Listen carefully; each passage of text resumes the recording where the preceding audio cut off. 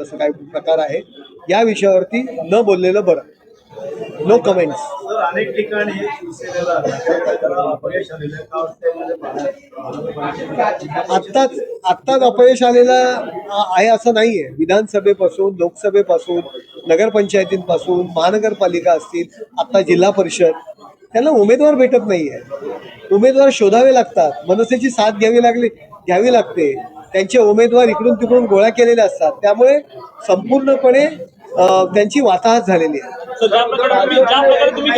एकत्र येणार आहे. निवडणुकीच्या काळात एकत्र आले होते. आज बाळासाहेबांच्या जन्मदिनानिमित्त एकत्र येणार आहे. काय वाटतंय कशा प्रकारचा संदेश ते सगळ्या कार्यकर्त्यांना? त्यांची युती झालेली आहे, तर एकत्र आलं तर त्यांना शुभेच्छाच आहेत. आता त्यांनी एकत्र आले म्हणून आम्हाला काय वाटतं हा काय विषय नाहीये ना. त्यांची युती आहे, त्यांची आघाडी आहे, ते एकत्र येणार. सर, आज एक नगरसेवकांची बैठक घेतली. गटनेत्यात ठरवलं नाही, मात्र 27 तारखेला आम्ही कोकण मॉडेल गटनेत्यात ठरलो आणि त्यांनी 2 महापौर पदाचे उमेदवार देखील जाहीर केलेले आहेत. निरंजन डावखरे यांनी SC कॅटेगरीमधले आमचे 2 उमेदवार आम्ही कोकण भवनासमोर ठेवणार आहोत. महापौराचे उमेदवार कोकण भवनासमोर ठेवावे लागत नाही. कोकण भवनामध्ये गटाचा विषय येतो आणि गटनेत्याचा विषय असतो.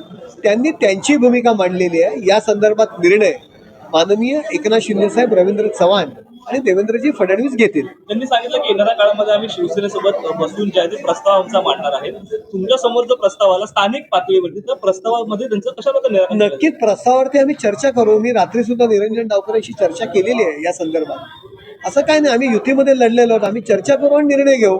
परिवहन खातं असेल किंवा असे अनेक जे महत्वपूर्ण खाते आहेत, महापौर पद असेल, उपमहापौर असेल, त्यांची देखील जी आहे ती चर्चा करून तुमच्याकडे प्रस्ताव देण्यात आहेत. काय समान वाटा मिळेल का? युती झाली की चर्चा ही होतेच आणि निवडून आलेले नगरसेवक, मुंबई महानगरपालिका आहे, ठाणे महानगरपालिका आहे, कल्याण डोंबिवली महानगरपालिका आहे, उल्हासनगर महानगरपालिका, युती आहे. बसून योग्य तो तोडगा निघेल.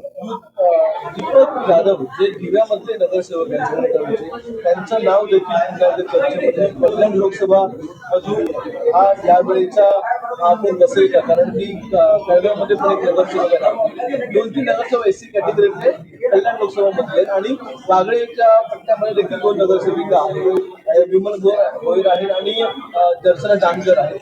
अरे खूप लोक आहेत. कल्याण लोकसभेमध्ये 3 लोक आहेत की जे SC कॅटेगरीचे आहेत. कोपरीमध्ये आहे, वागळे स्टेटमध्ये आहे, वर्तक नगरमध्ये, आमचे मानपाडा, घोडबंदर यामध्ये आहे. आमच्याकडे खूप उमेदवार आहेत.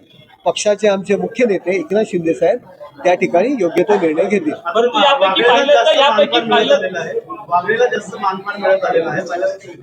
असं कोण म्हणालं? हे बघा, ठाणे शहर आहे त्याच्यामुळे शहर महानगरपालिका क्षेत्र म्हणून आम्ही काम करतो.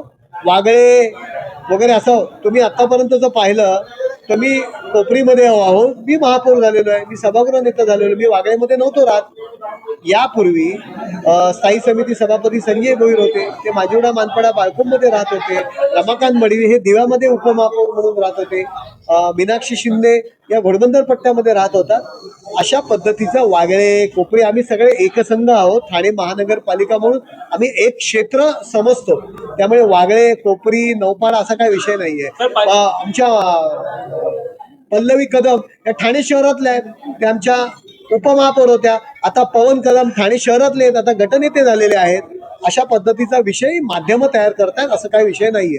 जी नावं सध्या चर्चेमध्ये आहेत त्यापैकी काही जण जे आहेत ते प्रथमच निवडून आलेले प्रथमच निवडून आलेले आहेत, परंतु आणखीन काही जे आहेत ते दुसऱ्या पक्षातून तुमच्या शिवसेनेच्या तिकिटावरती निवडून आलेले आहेत. परंतु काही जण जे आहेत ते गेल्या अनेक वर्षांपासून शिवसेनेमध्ये आहेत. नेमका कोणत्या गोष्टींचा विचार केला जाईल महापौर पद देण्यासाठी? चर्चा कुठेच सुरू नाहीये. आमच्यामध्ये पण चर्चा नाही, माध्यम चर्चा घडवत आहे. आमच्याकडे मुख्य नेते एकनाथ शिंदे साहेब सारासार सगळा विचार करून निर्णय घेतील. ठाण्यानंतर नवी मुंबईमध्ये काय चेहरा असणार आहे महापौर स्टँडिंगसाठी?